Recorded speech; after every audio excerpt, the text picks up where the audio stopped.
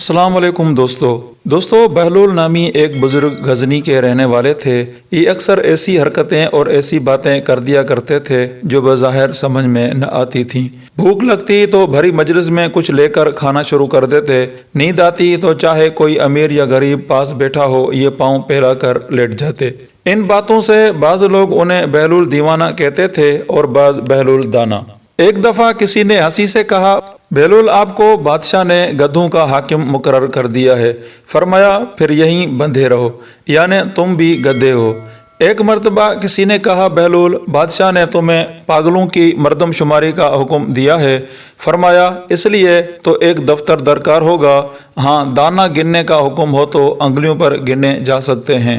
ایک دن آپ بادشاہ کے پاس گئے جو اس وقت کچھ سوچ رہا تھا۔ آپ نے پوچھا سوچتے کیا ہو؟ اس نے کہا میں اس وقت دنیا کی بے وفائی پر غور کر رہا ہوں کہ اس بے وفا نے کسی سے بھی نباہ نہ کیا۔ آپ نے فرمایا اگر دنیا وفادار ہوتی تو تم آج بادشاہ کیوں کر بن سکتے؟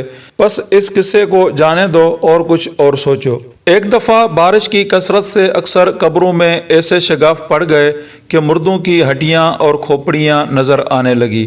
بہلول قبرستان میں چند کھوپڑیاں سامنے رکھے دیکھ رہے تھے کہ اتفاقاً بادشاہ کی سواری بھی آ نکلی۔ اس نے انہیں اس شغل میں مصروف دیکھ کر پوچھا، بہلول یہ کیا دیکھ رہے ہو؟